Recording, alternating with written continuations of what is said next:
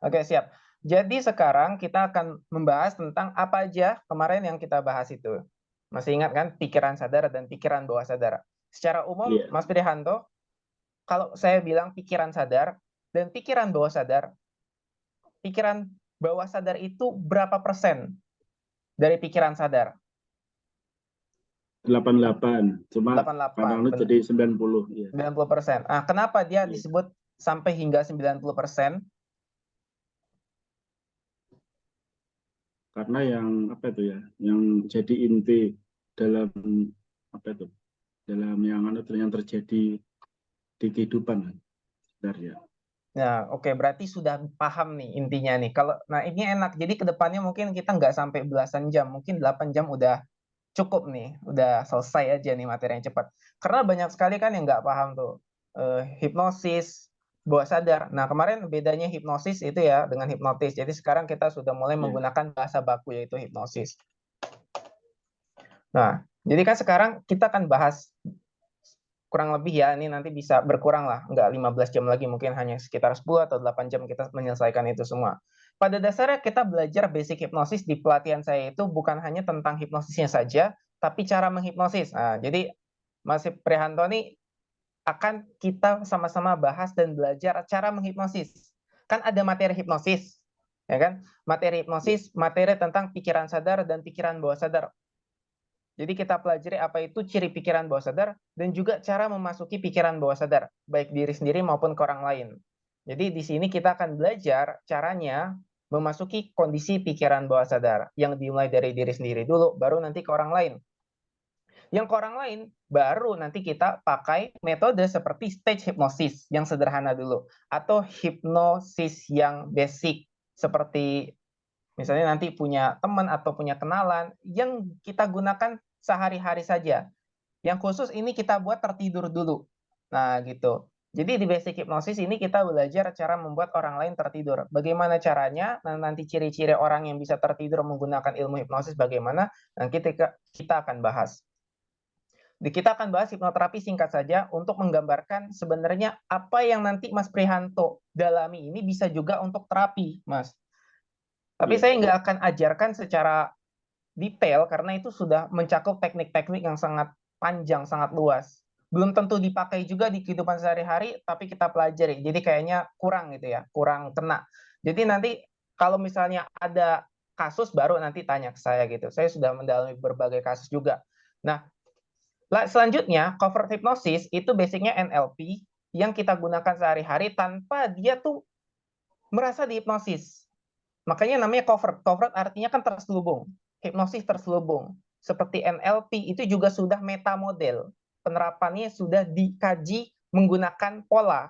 Nah, tapi di sini sudah saya bahas, sudah saya rangkum bukan hanya tentang NLP, tapi bagaimana cara matching and mirroring. Bagaimana cara kita disukai orang lain. Minimal dia tuh suka terus dia seperti nggak bisa lepas dari kita itu ada tuh di covert hypnosis.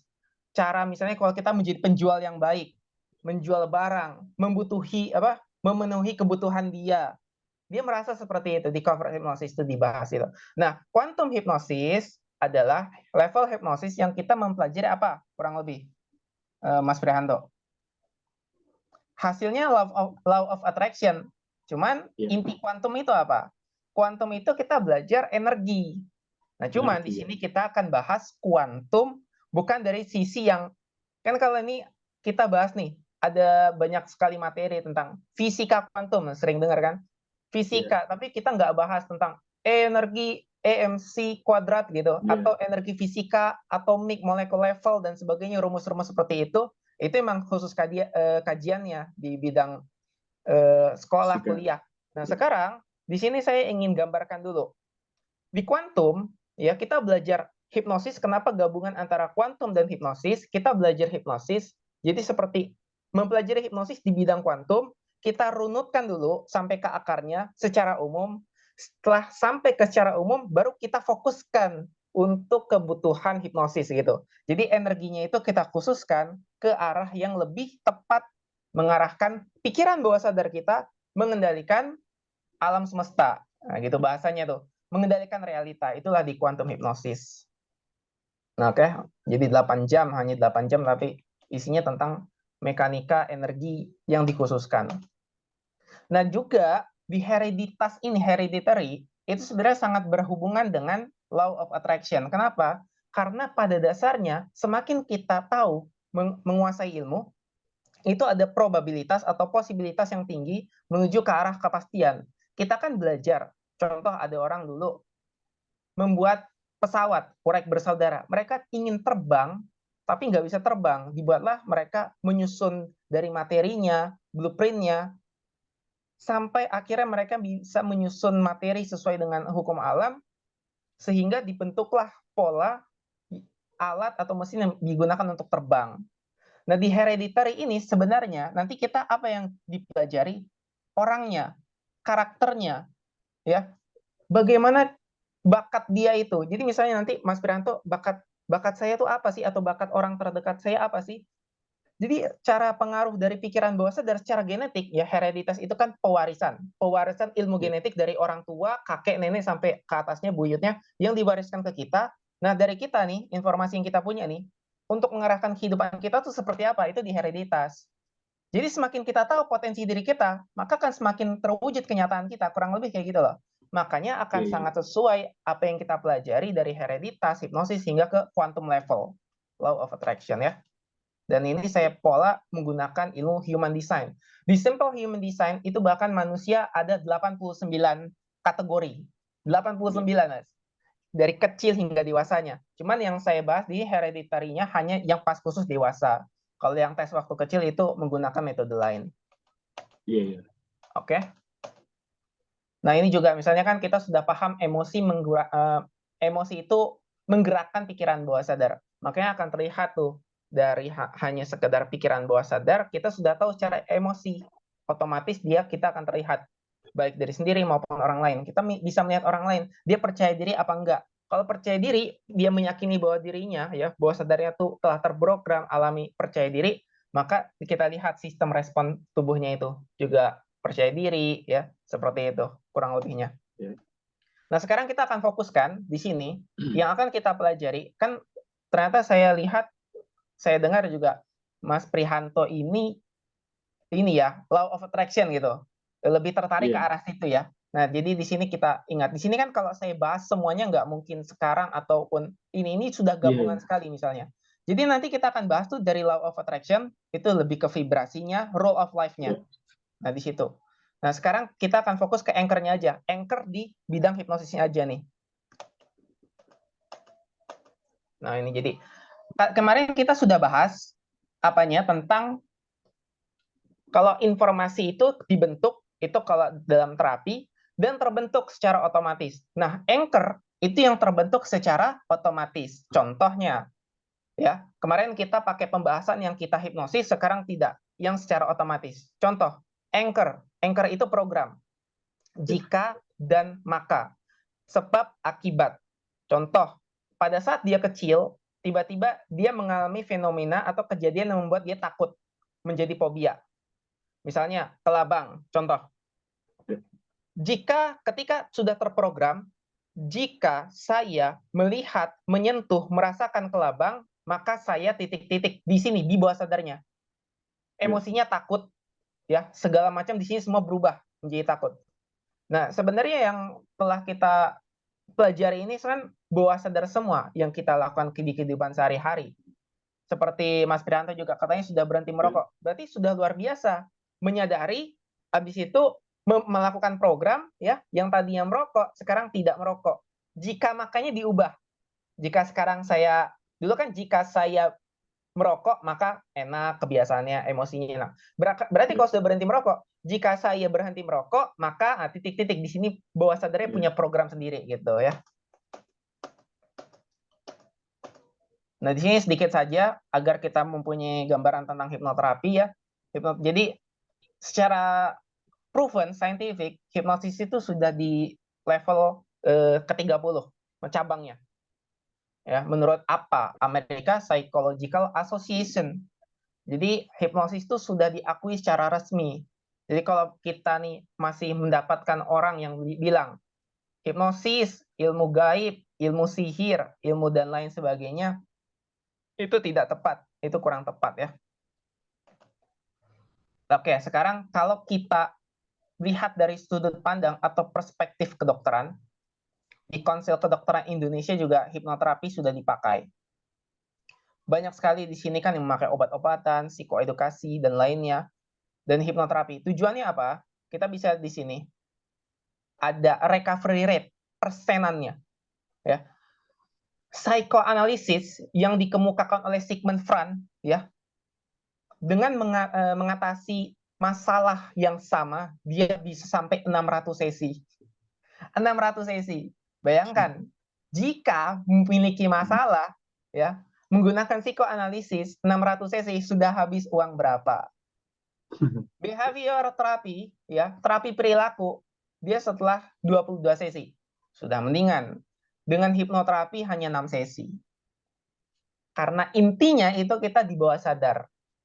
Jadi sebenarnya ini semua meliputi bawah sadar. Cuman kalau belajar hipnosis dan terapi menggunakan hipnosis, yaitu hipnoterapi, sudah masuk langsung ke pikiran bawah sadar, ke akarnya kita langsung ubah. Begitu. Oke, kita lanjutkan ya ke materi fundamental hipnoterapinya. Nah, oke, sekarang kita akan bahas, namanya ini kan, inilah materi intinya dari kita yang akan dipelajari, basic hypnosis atau fundamental hipnoterapi. Jadi kita belajar hipnoterapi tapi secara fundamentalnya. Hipnosis dasar ini. Manfaatnya apa? Kita tahu bagaimana cara kerja otak dan pikiran.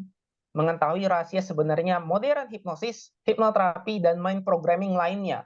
Bukan hanya sekadar hipnosis, tapi kita nanti juga paham NLP seperti apa, reprogramming mindset, behavior terapi, dan lain sebagainya, memprogram law of attraction, dan lain sebagainya itu. Mampu mengemas hipnosis dalam motivasi dengan benar, menjadikan Anda seorang hipnotis profesional yang berkualitas, optimal tentang potensi diri dalam hidup, percaya diri, menghilangkan mental block atau limiting belief, sifat-sifat negatif yang kita rasa merugikan bagi diri kita, menjadikan kita terbebas dari stres dan masalah psikis lainnya. Ya, walaupun ini tergantung, bisa saja ada yang lama, ya, mungkin punya traumatik tertentu, ada yang sebentar. Mampu memberikan sugesti yang baik dan benar, dan dapat melakukan stage hipnosis seperti yang ditayangkan di televisi. Pelatihan ini juga membantu kita keluar dari permasalahan seperti kurang percaya diri, takut berbicara depan umum, seperti ada gejala gagap dan lain sebagainya, kecemasan, ketakutan, kecanduan, perilaku buruk, sulit fokus, panik, stres, frustasi, depresi, fobia, traumatik, insomnia, negatif self-talk, ya, grogi, dan masalah psikis lainnya. Nah, ini pelan-pelan itu kita bisa bongkar bahkan untuk diri sendiri dulu, apalagi orang lain. Oke, nah apa yang kita lihat di sini ada kurikulumnya. Bentar. Nah, ini. Kurikulum hipnosis, ya. Sejarah hipnosis, nanti kita skip, kita langsung ke model kesadaran manusia. Formal hipnosis dan informal hipnosis. Formal itu lebih ke yang tidur dan informal yang tidak tidur. Hypnosis ability, ya. Jadi kemampuan klien itu menerima hipnosis ability, suggestibility. Kita belajar tes sugestibilitas nih, suggestibility test, dan kemampuan orang menerima sugesti dari kita. Hypnotic training, ya, kita ajarkan dulu klien, kita training dulu dia apa sih hipnosis. Kita belajar juga waking hypnosis, struktur hipnosis, induksi, cara membuat orang lain tertidur menggunakan hipnosis, ya, hipnoterapi sederhana, stage hipnosis, depth level test. Kita akan tahu skala level kedalaman pada saat kondisi seseorang mengalami kondisi hipnosis. Akan kita belajar juga menggunakan skrip, gelombang otak, ya, self hipnosis nanti bisa kita pelajari sendiri, dan ini materi dari saya yang tidak ada di pelatihan lain biasanya. Otak kiri dan otak kanan, tipe dominan otak genetik, ya, tipe dominan otak genetik itu cuma 5, terus nanti bawaannya ada 9. Tapi kalau sudah masuk ke simple human design itu ada 89 gitu loh. Baru human love language, bahasa cinta. Kenapa ini semua penting? Karena ini satu kesatuan dengan ilmu law of attraction juga. Nah, kita mulai ya. Nah, target kita ya secara privat, karena ini satu ya. Saya nggak menerima ini 2 atau ini. Kalaupun itu harus 4, tapi itu udah beda levelnya nanti. Jadi ini harus satu-satu. Saya biasanya kalau sudah private class ini, karena enak gitu. mengontrolnya atau kita belajarnya.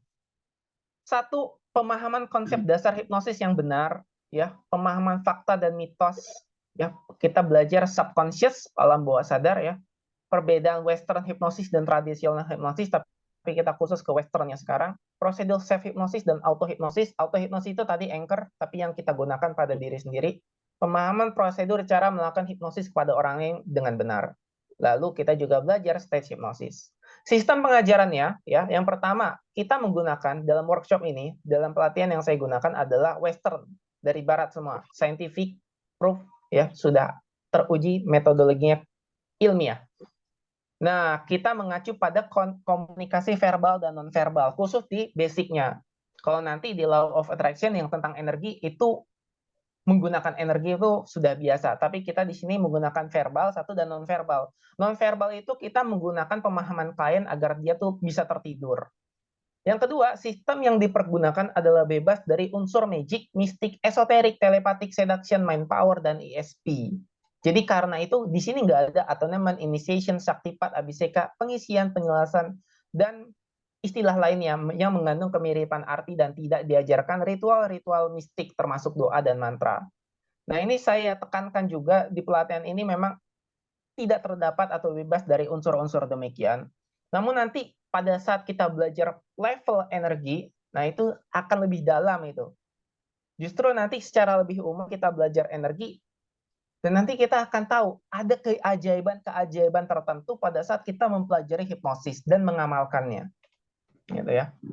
Ini secara singkat saja, nggak akan panjang-panjang. Intinya biar kita paham, pelajarannya itu mulai dari Franz Anton Mesmer. Dia disebut mesmerism, dia menyebut dirinya magnetism. Ya. Dia menggunakan magnet, ya makanya tuh suka ada pendulum tuh. Sejarah hipnosis itu pakai pendulum di ya kiri kanan.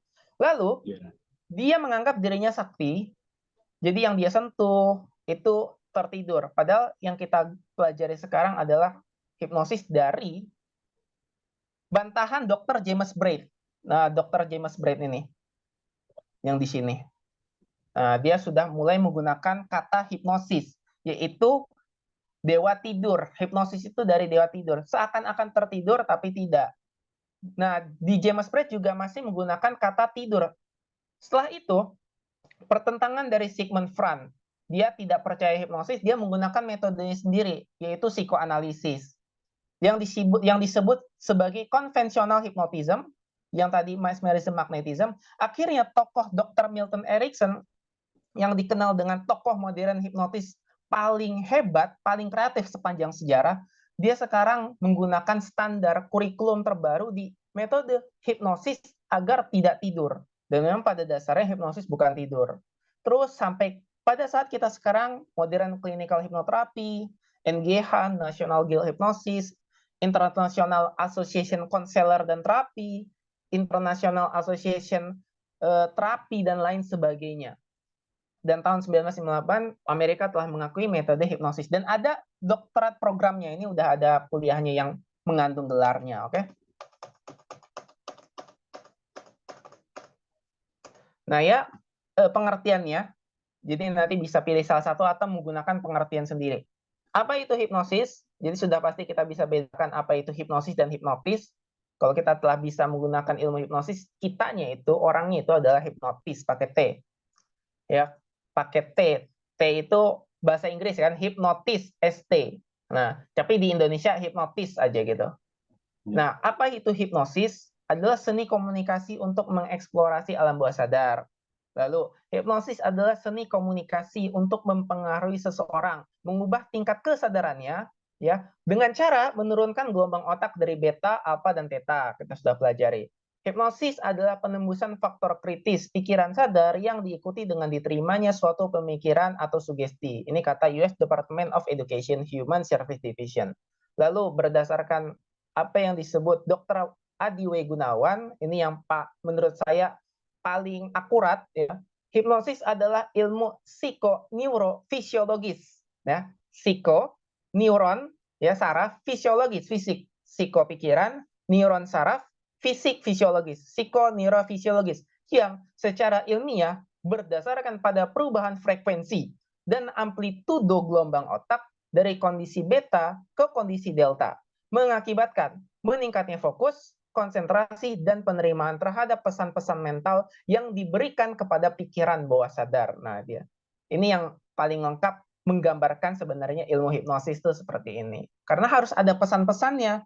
Kalau tidak ada pesan-pesannya, dia hanya tidur seperti biasa, gitu ya. Jadi penurunan gelombang otak, meningkatnya fokus, dan yang ditargetkan itu menerima pesan yang kita sampaikan. Itulah yang disebut sugesti, gitu. Saran.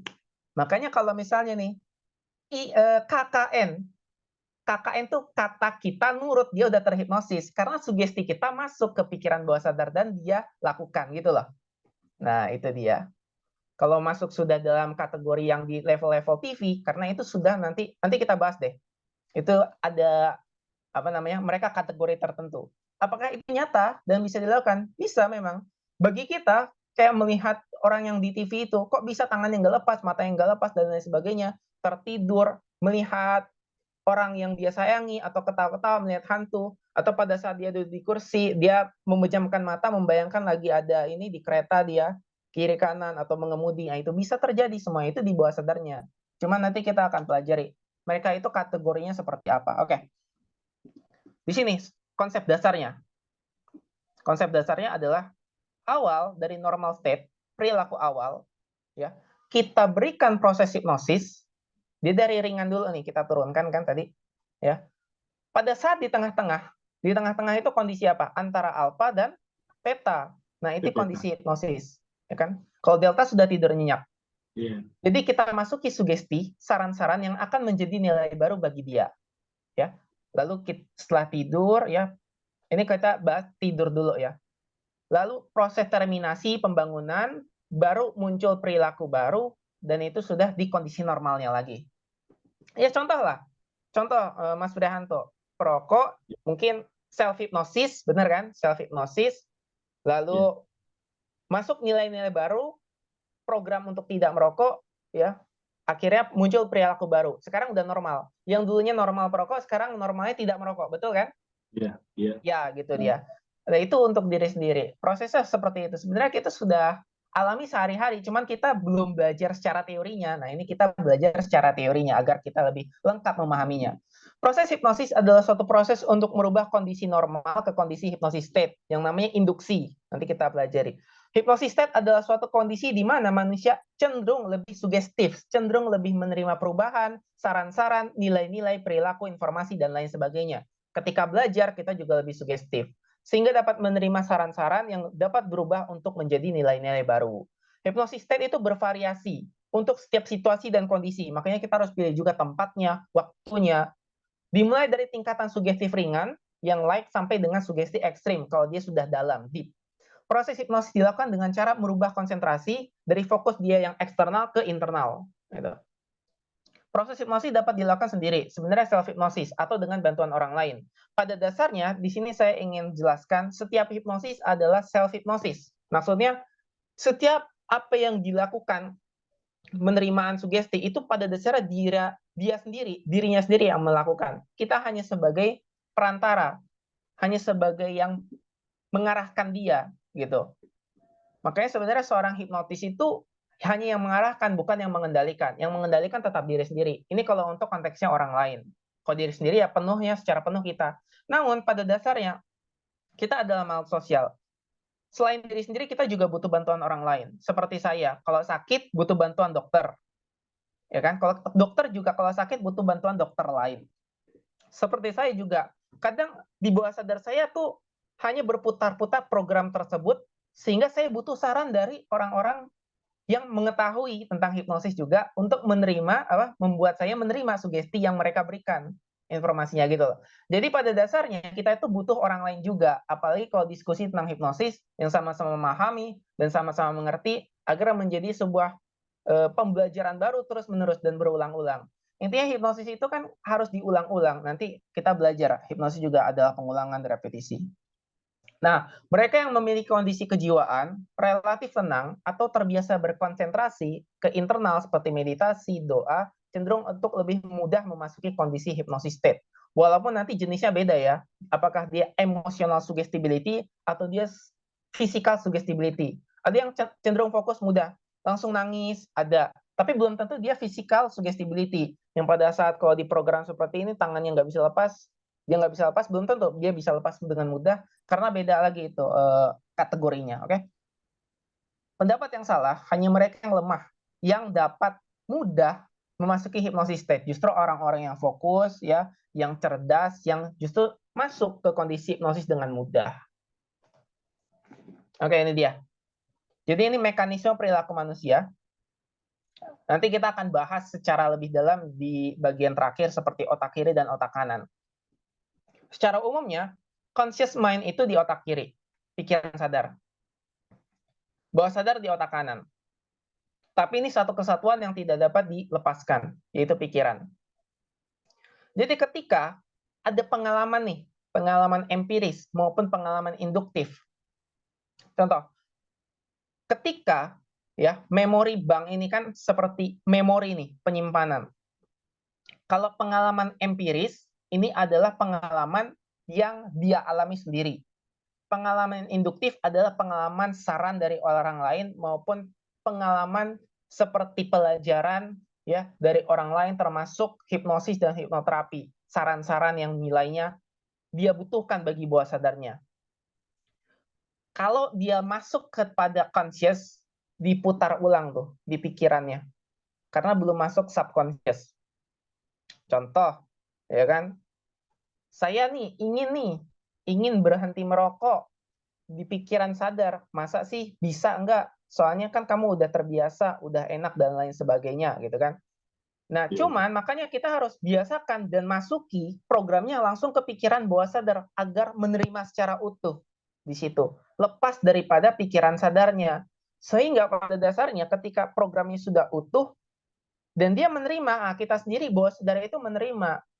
Kita sudah secara alami berhenti tidak membenci rokok. Kadang ada juga program misalnya benci rokok. Kalau bagi saya dalam terapi, jangan pernah membenturkan antara emosi yang buruk dengan emosi yang baik. Dia akan berbentrokan, nggak bisa. Jadi pada dasarnya kita ganti itu rokok dengan sesuatu yang lain, atau bagaimana caranya pembiasaan tubuh kita beradaptasi bawah sadarnya itu agar tidak merokok lagi. Nah itu makanya butuh teknik terapi yang lebih intens ya. Kecuali memang sudah lama, sudah berdiam diri, berpikir ya bagaimana caranya untuk bisa berhenti merokok dan lain sebagainya. Nah itu kan setiap orang memiliki cara yang berbeda-beda, tapi secara umum pasti mengalami ini. Yang dialami adalah penyusunan struktur strategi yang digunakan agar berhenti merokok dalam konteks berhenti merokok. Dan apapun programnya, ya contoh kan, kita menyetir motor, menyetir mobil, ya kan? Kalau masih hanya di pikiran sadar, kan itu berpikir tuh. Pikiran sadar tugasnya berpikir. Kapan remnya, kapan ngegasnya, ya kan? Akhirnya diulang-ulang terus, sampai akhirnya dia menjadi bagian dari pikiran bawah sadar. Sudah refleks, ngerem, langsung ngegasnya kapan, ganti giginya kapan, seperti itu. Ketika sudah semua terprogram di pikiran bawah sadar, yang muncul adalah tindakan. Tindakannya secara alami, tidak terfikirkan lagi. Orang yang belajar bela diri nggak akan berpikir lagi, saya harus bagaimana ya, tangkis di mana ya, gitu kan? Tapi secara alami sudah pasti nangkis, sudah pasti memukul, itu sudah alami. Makanya inilah intinya, jangan sampai kita terbawa, ya, waspadalah dengan ucapan atau self-talk yang negatif ya, apalagi. Apapun pemikiran, karena ketika berulang-ulang berpotensi menjadi nilai permanen bagi alam bawah sadar. Jadi belief system, kalau udah jadi belief system jadi self image. Makanya kita dilarang sebagai hipnotis, kita belajar dilarang mengeluh. Gunakan afirmasi yang positif. Kalau sampai kita mengeluh itu berbahaya. Nanti ketika ulang-ulang yang kita tarik juga energi negatif. Nah, itu sudah kita pembahasan law of attraction-nya tuh. Kalau kita belum bahas tentang energi, kita bahas di pikiran bawah sadarnya dulu. Misalnya kalau kita belajar tentang cara sesuatu tapi sulit, ada masalah, memang masalah itu berat kita hadapi.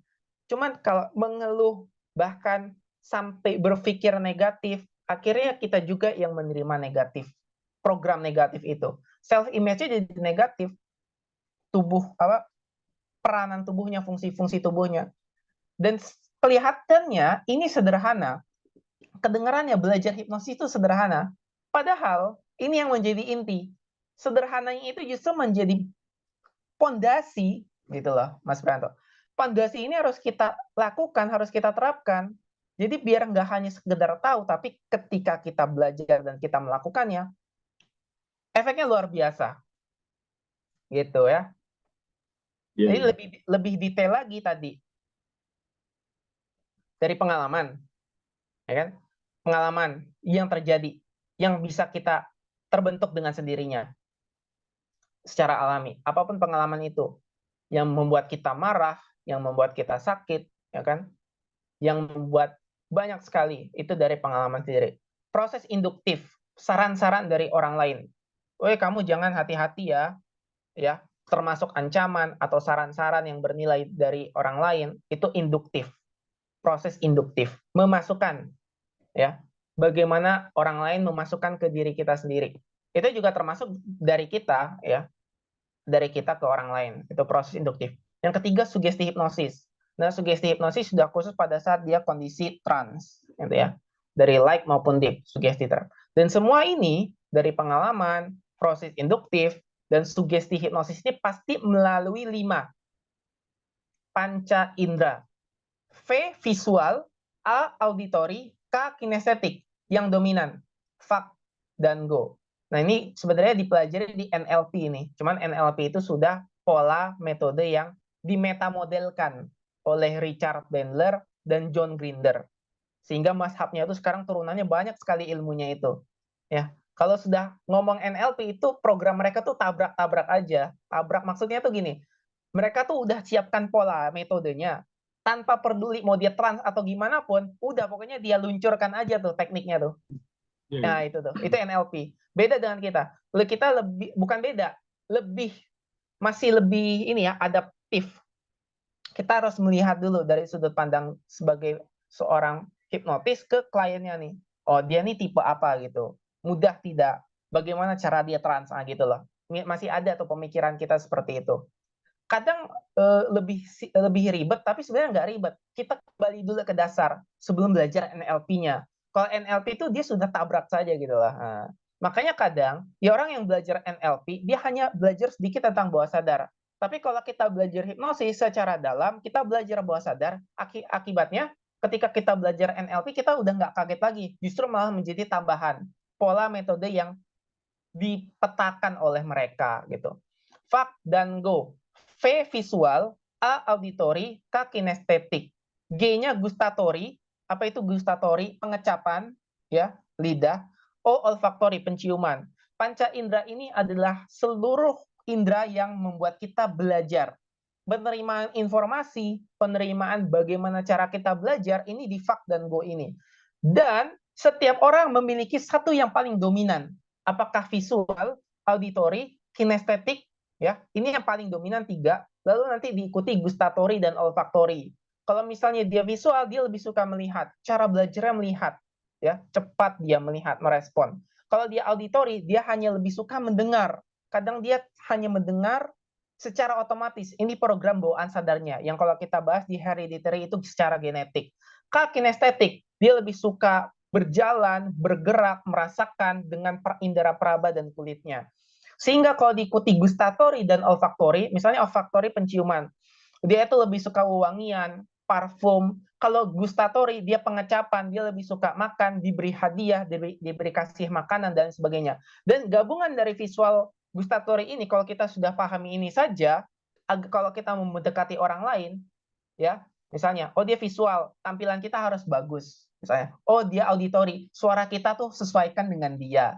Kinestetik, dia itu butuh perasaan kasih sayang yang tulus dan lain sebagainya. Kalau dia gustatory, ya, indera bawahnya tuh, kalau sudah kita temukan dominannya antara fak, lalu G-nya apa, olfaktorinya apa.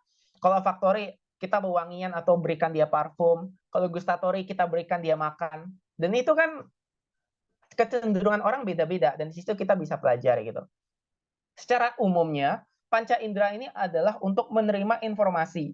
Ketika informasi itu diteruskan sampai kepada pikiran kita, dari lewat dulu pikiran sadar. Sebelum masuk ke gerbang, itu namanya RAS, Reticular Activating System. RAS, Reticular Activating System.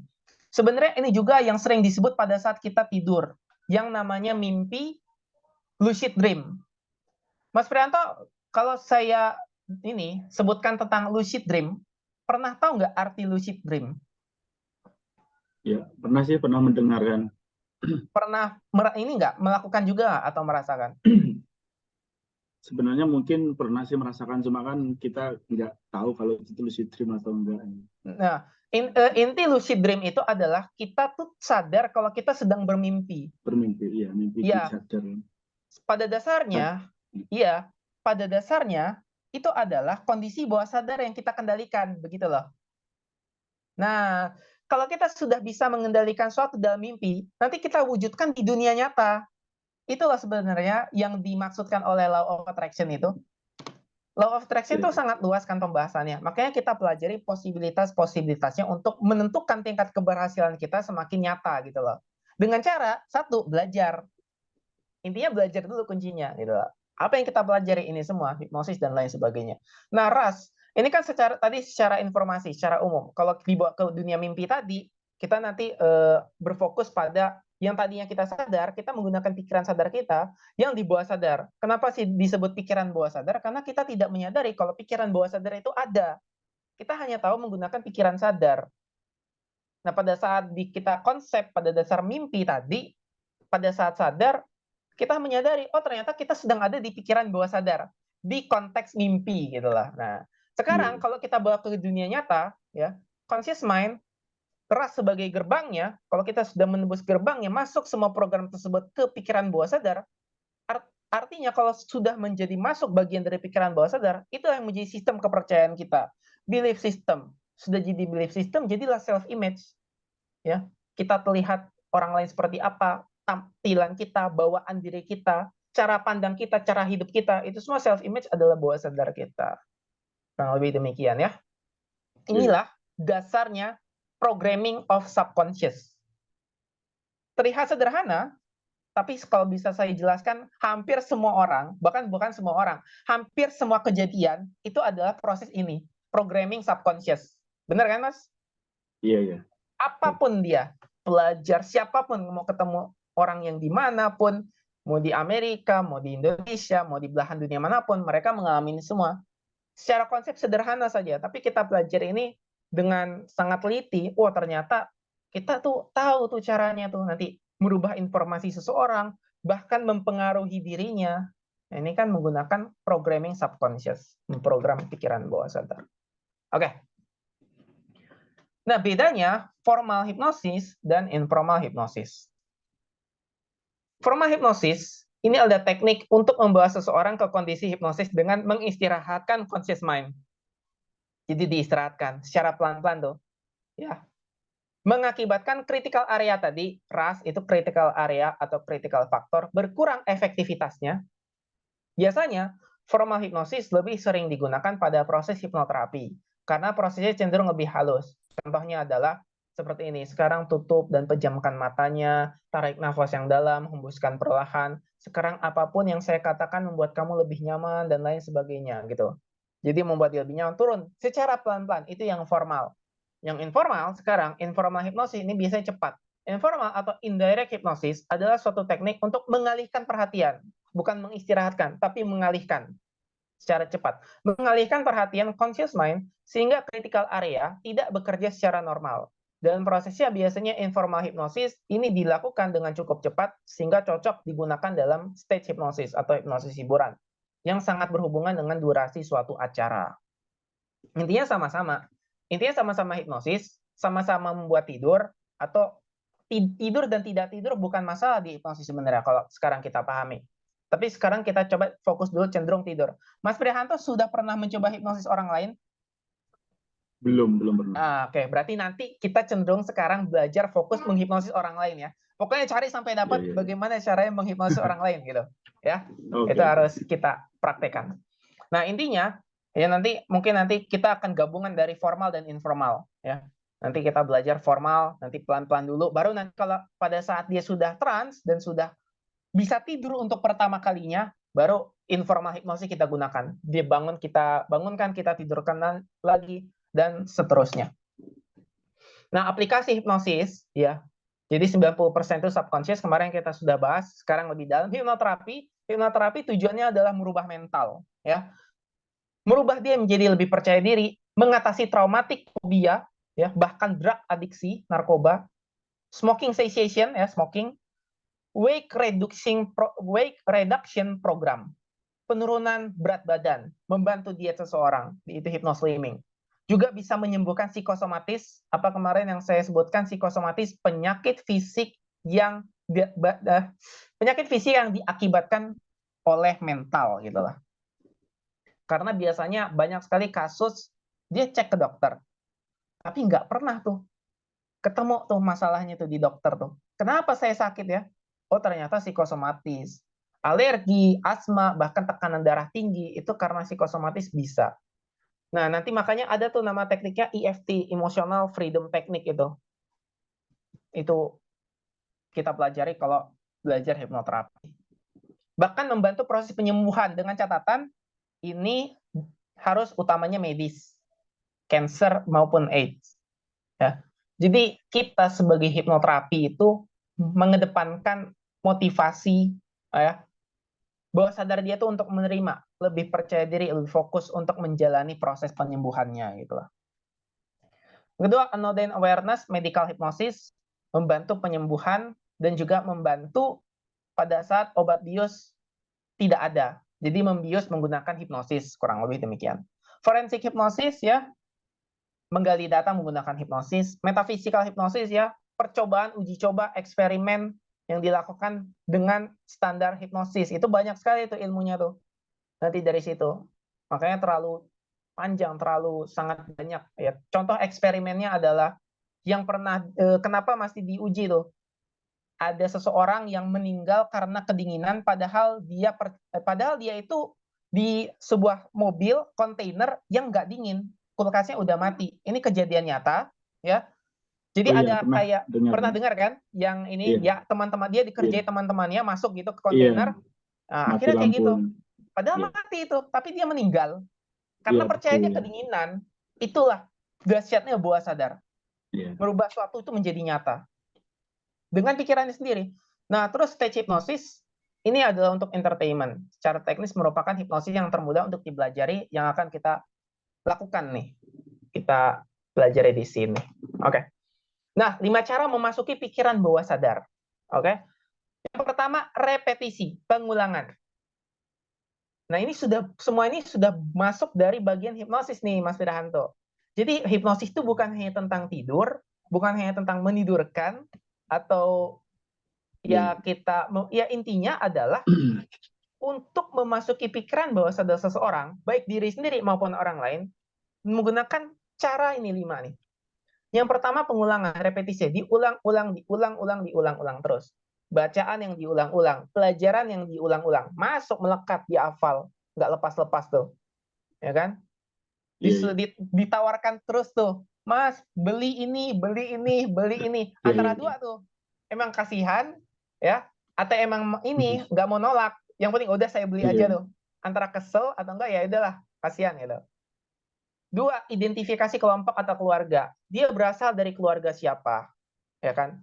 Dia tuh berasal dari suku apa? Bukan bermaksud kita bicarakan suku, tapi pada dasarnya itu identitas. Misalnya identitas dia siapa? Dia lebih percaya menerima masukan, saran, nilai-nilai informasi yang benar-benar itu dari kelompoknya atau keluarganya sendiri. Misalnya yang paling terdekat, ayah ibunya, lalu dari kelompoknya, orang yang satu agama dengan dia, orang yang satu adat istiadat budaya dengan dia, gitu kan? Semakin sama dengan seseorang, maka semakin mudah kita akrab gitu loh, ya kan? Nah, itu dia. Itu yang disebut identifikasi kelompok. Semakin kita mudah untuk menyamai dia, dia akan lebih menerima masukan dari kita. Lalu yang ketiga, ide dari figur yang dipandang memiliki otoritas, yang dipandang memiliki wibawa, kekuatan, power yang lebih tinggi daripada kita. Jadi trainer, motivator, orang-orang ya katakanlah bos, perintah dari bos pasti langsung kita lakukan. Perintah dari atasan langsung kita lakukan. Presiden, kalau kita tiba-tiba disuruh presiden melakukan suatu, pasti nurut nggak? Nurut-nurut Nurut, aja. nurut. Iya, gitu. Itu ide dari figur yang dipandang memiliki otoritas. Yang 4, emosi yang intens. Nah, emosi ini pada saat terbuka, ya, pada saat emosi terbuka, intinya hipnosis kan emosi juga. Tapi pada saat ini tidak dilakukan dalam kondisi hipnosis yang secara formal, tapi pada saat emosi yang terbuka, itu kita mudah tuh langsung memasukkan apapun yang kita ingin berikan informasinya.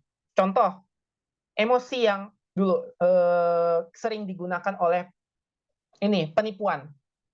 Dia menggunakan rasa takut. Ditelepon nih orang tua nih, Bu, Pak, anak Anda sekarang sedang di kantor polisi. Bu, Pak, anak Anda ini sedang berada di rumah sakit. Tanpa pandang bulu, orang tua yang tidak detail, pikiran sadar langsung lost, langsung emosinya keluar. Tanpa detail, tanpa menanyakan anaknya namanya siapa, malah disebut anaknya, aduh, anak saya, Fajar misalnya. Oh iya Bu, Fajar sekarang ada di kantor polisi, atau Fajar lagi di rumah sakit. Iya. Dia butuh ini nih, kalau enggak dia bisa gawat nih. Ditransferlah uang. Itu untuk emosi yang takut. Emosi yang senang, pada saat sedang euforia. Bro, pinjam duit. Lo kan ini lagi senang dia, atau gimana. Pokoknya pada saat dia senang, dia tiba-tiba lost aja pikiran sadar dia tuh. Udahlah, iya nih, dia langsung bertindak saja, begitu. Makanya kita itu harus selalu menggunakan pikiran sadar bersamaan dengan pikiran bawah sadar, agar tidak tuh selalu dikendalikan pikiran bawah sadar gitu. Karena pikiran bawah sadar tuh intinya emosi itu tadi. Pada saat emosi yang bergerak, nanti baru mulai tuh, kenapa tadi aku ngelakuin ini ya gitu kan, baru sadar tuh gitunya. Nah itu kejadiannya kayak gitu semua. Yang terakhir baru hipnosis, yang kita khususkan pada kondisi relaksasi formal hipnosis. Nah, inilah 5 cara memasuki pikiran bawah sadar. Pengulangan, identifikasi kelompok, ide dari otoritas, emosi yang terbuka, dan hipnosis. Jadi ini pasti nih, semua orang tuh mengalami hal ini. Sekarang ciri-ciri seseorang memasuki kondisi trans. Ini kondisi trans, apa yang dimaksud kondisi trans? Adalah kondisi hipnosis. Sekarang kita konteksnya tidur ya, pejamkan mata. Posisi bola mata mengarah ke atas. Jadi pada saat matanya tertutup, matanya itu ke atas. Kita bisa lihat bola mata kan kelihatan di sini. Kayak ke atas gitu, kayak ke atas pada saat itu. Ke atas gini lah. Nah, Iya. itu. Kalau sudah situ, dia sudah trans. Tapi tidak semua orang seperti ini, tidak semua orang. Iya. Posisi bola mata tuh ada yang, makanya nanti kita pelajari, ada yang mudah, ada yang moderat. Yang mudah tuh biasanya ke atas matanya. Kalau yang moderat tuh biasanya dia kiri kanan, kiri kanan, kiri kanan. Pada saat sedang pejam mata tuh kiri kanan, kiri kanan. Tapi pejam mata. Itu posisi bola mata. Nanti kita pelajari ciri-cirinya di nanti. Lalu rapid eye movement, ya. Kan tadi kita pelajari bola matanya ke atas.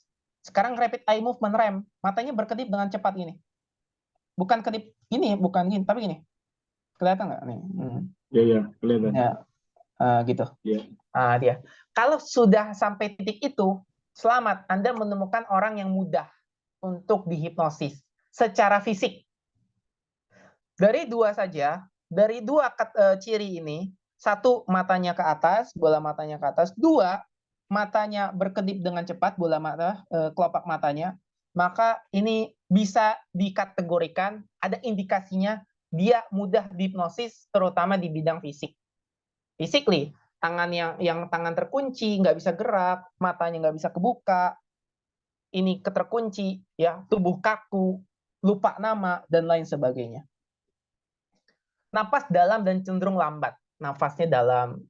Yang tadinya agak cepat, kita bisa perhatikan gelombang kesadarannya. Lalu kita lihat pernafasannya jadi lebih lambat. Kita juga bisa lihat detak jantung dari nadinya, lebih lambat. Nah, nafas dalam dan cenderung lambat. 9 hingga 14 kali pernafasan dalam waktu 1 menit. Terus warna kulit juga memucat, kelihatan karena gelombang aliran darahnya itu sudah mulai melambat. Nah, lalu pernafasan perut jadi dominan. Dengan catatan, makanya saya tadi jelaskan, ciri-ciri di atas, ciri-ciri ini tidak bersifat mutlak, beda-beda setiap orang. Tergantung tingkat kedalaman. Makanya kita lihat orang yang cocok. Tergantung tingkat kedalaman hipnosis dan sugestibilitas klien. Kalau berdasarkan pengalaman saya, hampir semua, bahkan yang saya temui, yang mudah adalah pada saat ketika bola matanya ke atas dan matanya berkedip dengan cepat. Nah, itu sudah mudah. Gitu.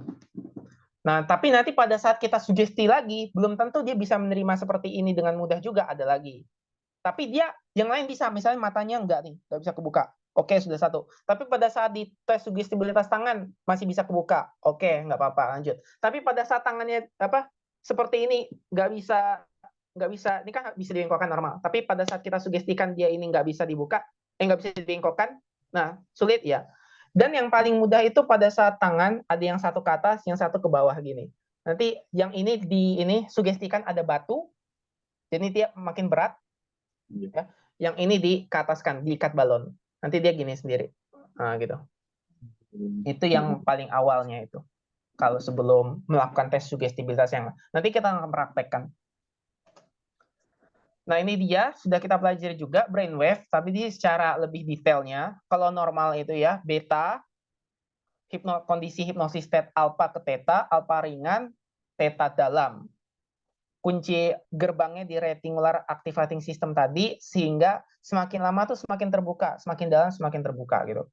Dan untuk delta itu bagian tidur nyenyak. Dan disinilah kita bermain bahasanya.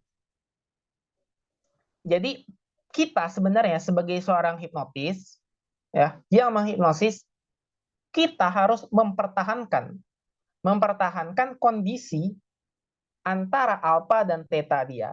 Karena kalau sampai dia sadar kembali ke beta, kalau nyenyak ketiduran gitulah. Iya, kita hipnosis nggak bangun-bangun, loh kok nggak bangun? Nanti yang masih awal-awal belajar tuh kadang panik tuh, oh kok nggak bangun? Tidur itu, nyenyak dia, tenang aja. Ada yang belajar kok nggak bangun lagi, padahal dia ketiduran gitu. Tenang aja, jadi hipnosis itu aman, seperti kita tidur pada biasanya. Nah, proses menurunkan brainwave nih, gelombang otak dari beta ke alpha, ya ini namanya induksi. Jadi intinya kalau membuat dia tidur, ya induksi. Proses membuat dia tertidur secara hipnosis namanya induksi.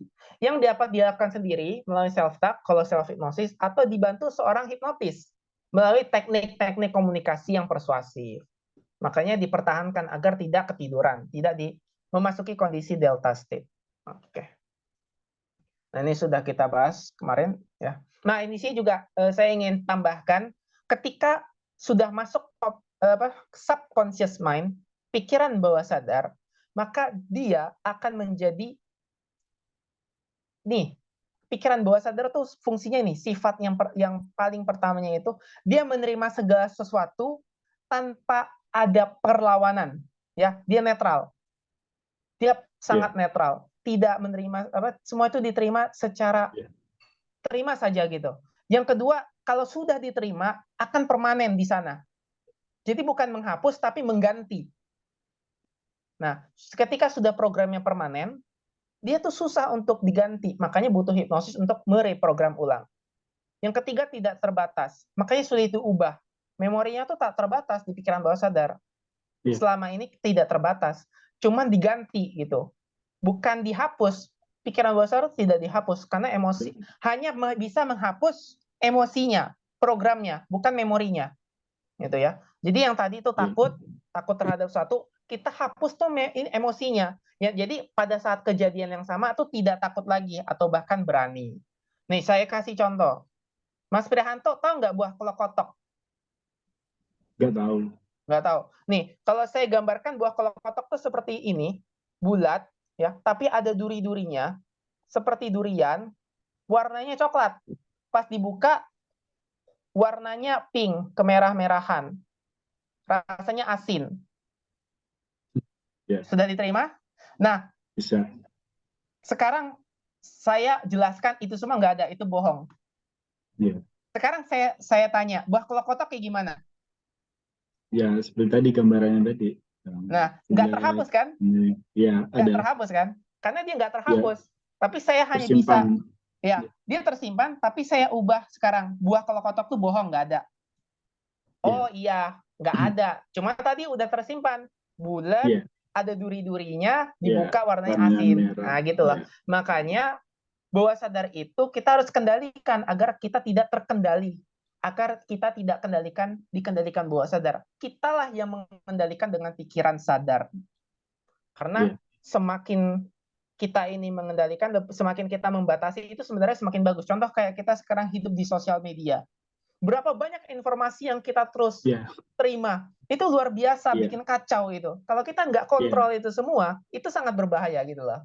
Makanya, ya, ya, oke, sekarang hypnosis ability. Nah, kita sekarang belajar hypnosis ability. Kemampuan setiap orang untuk masuki kondisi hipnosis. Secara umum, setiap orang normal rata-rata jika dia tidak menolak ya, dapat memasuki kondisi hipnosis secara mudah, kecuali tidak memiliki kemampuan untuk konsentrasi, tidak bisa fokus, stres berat, komunikasi, konsentrasi bisa berkurang akibat dia pakai drugs, alkohol, atau ketakutan yang secara berlebihan dan lain sebagainya. Lalu tidak memahami komunikasi, ya, bisa jadi intelektual rendah, memang dia tidak cukup untuk memahami apa yang kita katakan, memiliki gangguan panca indera seperti, mohon maaf, buta, tuli, ya, itu nggak bisa, kita nggak di situ. Dia cara penerimaan belajarnya saja itu sudah berbeda dengan orang normal. Jadi cara dia menerima informasi hanya terbatas. Yang kita butuhkan yang normal, bisa konsentrasi, bisa fokus, memiliki emosional, dan paham komunikasi. Nah, di sini konteksnya adalah berdasarkan Stanford Hypnotic Susceptibility Scale, ya, yang kita bahas ini untuk masuk kondisi hipnosis agar kita bisa tidurkan gitu loh. Kan kita tiduri, Mas, kita tidurkan. 5% sulit, kita abaikan yang 5%, 85% moderat, selama dia bisa percaya pada kita, tidak terpengaruh pada kondisi lainnya, kita bisa masuki dia kondisi hipnosis walaupun terbatas kemampuannya. Yang 10% mudah, dan 10% ini ada lagi beberapa persen yang disebut somnambulism. Itu yang kita cari secara sempurna. Emosional dan fisikal sugestibilitasnya itu sangat sempurna. 50-50. Kita cari 10% yang mudah agar kita bisa hipnosis secara fun, gitu lah. Nah, setiap proses ya, hipnosis adalah proses self hipnosis. Jadi pada saat mereka menghendaki, mereka bisa bangun secara otomatis. Bagi mereka yang terbiasa, kalau udah terbiasa mudah, bisa jadi mereka hanya dengan sekali pejam mata cepat masuk ke kondisi trance. Begitu. Tapi kemampuan hipnosis juga bisa ditingkatkan melalui proses hypnotic training. Jadi kita bisa training juga, latih juga seseorang agar yang tadi moderat bisa jadi mudah, tapi jarang. Biasanya hanya beberapa yang memang pada dasarnya dia punya parameter, dia itu sebenarnya moderat, tapi udah sedikit lagi di mudah. Kita latih lagi sampai dia jadi mudah, bisa. Gitu. Oke, kita sudah masuk ke jam 8.30. Sampai sini ada pertanyaan nggak, ya. Mas? Nggak ada sih, rame, bahasanya rame. Iya. Iya, Oke, kalau gitu di sini kita sampai di sini dulu berarti ya. oke Nanti Mas. kita lanjutkan lagi besok. Besok itu, kalau besok Sabtu, kira-kira bisa nggak ini pagi? Pagi, Atau perkiraan jam berapa Mas kalau pagi itu? kalau pagi itu saya coba jam 9 pagi. Tapi kalau nggak bisa ya dengan jam ini juga. Soalnya kan kalau Sabtu Minggu Oh, kan agak longgar. ya sambil dicoba Mas, siapa tahu nanti besok pas nggak ada acara bisa. Ya, misalnya jam 9 WIB gitu ya. Tapi kalau nggak bisa nggak apa-apa, malam aja juga nggak apa-apa. Oh iya, ini Mas apa? Saya hanya berbagi aja. Saya Ya, sebenarnya sudah ini Mbak, banyak apa mempelajari buku-buku lah kayak Joe Dispenza, Mel Robbins, Bob Proctor, iya. yaitu. Nah terus Mendeseng itu ya pernah ikut apa itu ikut seminarnya Hmm. yang mengetahui apa itu kita itu cetak birunya di mana. Nah tahu-tahu sedikit aja. Jadi Iya. yang Mas bahas tadi tuh ya paling nggak agak mudah dimengerti lah gitu.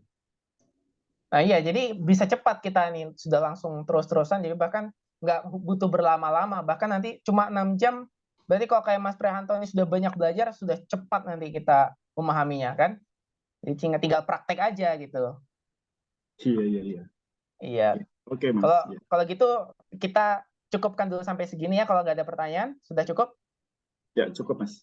Oke, kalau gitu terima kasih ya Mas atas ini perhatiannya dan Ya, saya ucapkan terima kasih dan selamat malam. Kalau gitu kita akhiri sampai di sini ya. Selamat malam. ya Assalamualaikum warahmatullahi sama-sama, Mas. wabarakatuh. Ya, waalaikumsalam warahmatullahi wabarakatuh.